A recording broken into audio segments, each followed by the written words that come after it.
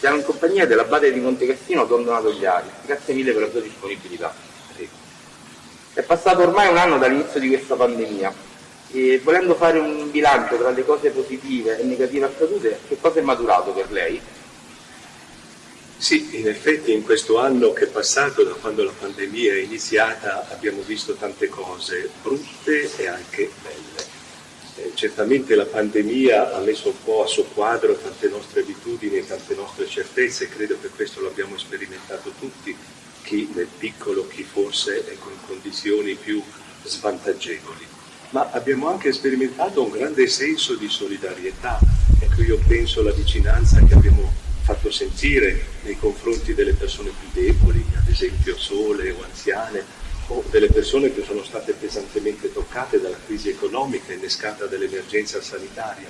Ecco, sono tutti aspetti che in qualche modo ci hanno fatto rivalutare, ecco, la nostra italianità. E non perché noi siamo peggio degli altri, ecco, ma perché nei momenti di difficoltà emergono anche questi aspetti più belli, più positivi.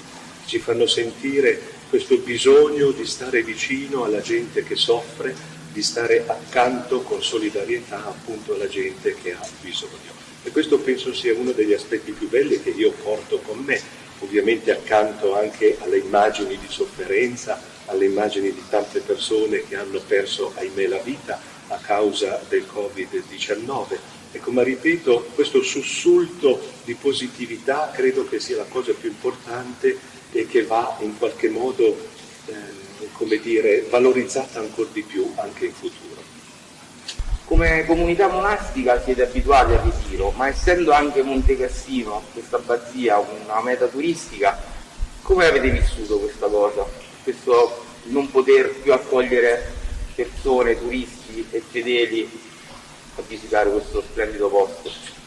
Certo, la ritiratezza è effettivamente parte della nostra vita, nella quale però la solitudine va di pari passo anche con il bisogno di relazione, il bisogno di comunità.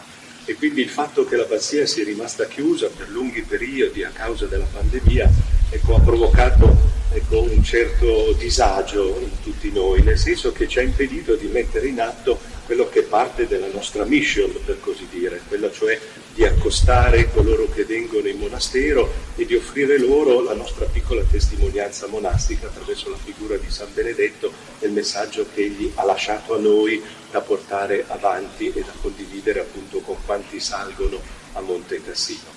Dall'altra certamente la ritiratezza ulteriore che abbiamo vissuto, ecco, ci ha permesso di come dire, andare un po' più in profondità, ecco, nella nostra vita e di analizzare quegli aspetti che forse attendevano da tempo, ecco, di essere portati un po' in superficie per essere valutati e per essere resi, per quanto riguarda, ecco, la nostra persona, la nostra comunità, ancora più eloquenti nei confronti di quanti ci accostano.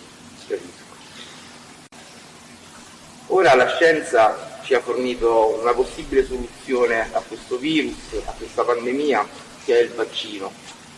Cosa direbbe a chi è ancora scettico sulla vaccinazione? Io direi senz'altro di farsi vaccinare, perché, come dicevo prima, questo grande senso di solidarietà che è emerso durante questo anno di pandemia, ecco, deve essere espresso anche sottoponendoci noi stessi alla vaccinazione, perché anche quest'ultima è perfettamente in linea, diciamo così, con le dinamiche della solidarietà.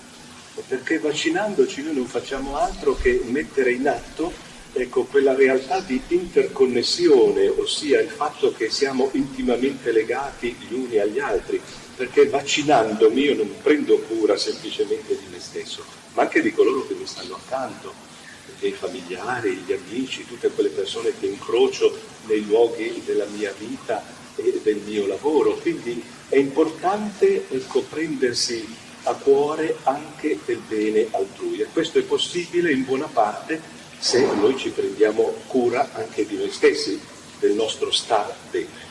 Quindi il mio è certamente un invito, ecco, a farci vaccinare. Grazie mille per la sua disponibilità. Grazie a voi.